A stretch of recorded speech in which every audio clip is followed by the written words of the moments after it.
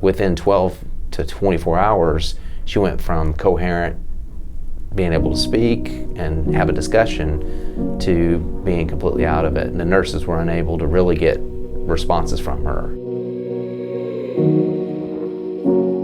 35, had two young children. The thing is, it happened so fast, I'm not sure that Ann even was aware that she was not going to recover.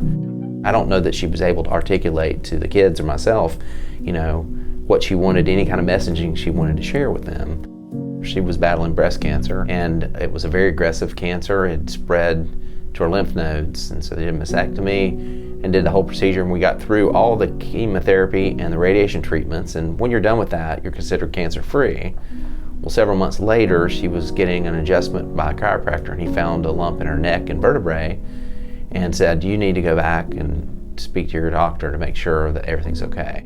Sure enough, they did some scans, and the cancer had come back and had spread to her vertebrae, her back, or neck actually, and her liver.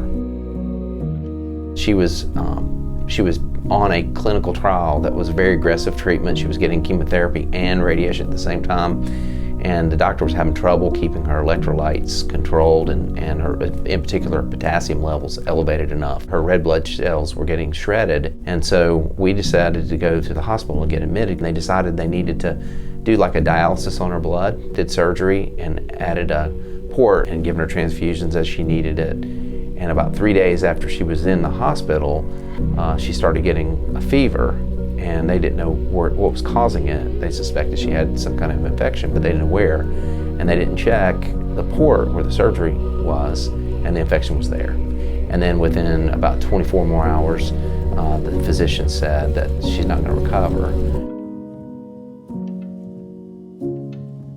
The thing about sepsis is that I didn't know anything about it, but I can tell you, living experience, that it's super fast.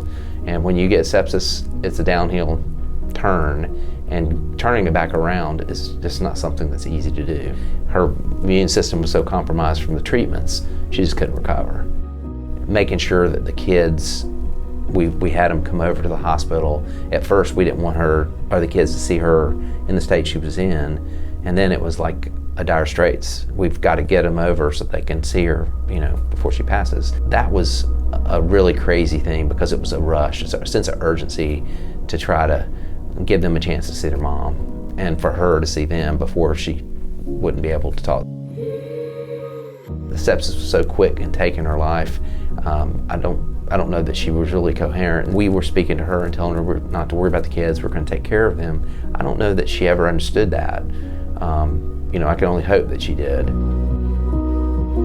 The death certificate says that she died of cancer, but that's not what she died of. She died of sepsis, and people die from sepsis, and sometimes you don't know that it was sepsis. And if I'd have known what sepsis was and aware of, a little bit more about what the diagnostic tools were, I might have had a different conversation with the physician. I don't know the outcome would have been any different, but I know I would have felt better in hindsight knowing that I had made an effort to have a conversation around that. Sepsis is real, and you need to take it seriously and need to be aware and be able to talk to the physicians about what it's about and the treatments and what we're doing or what they're doing to try to improve the patient outcome.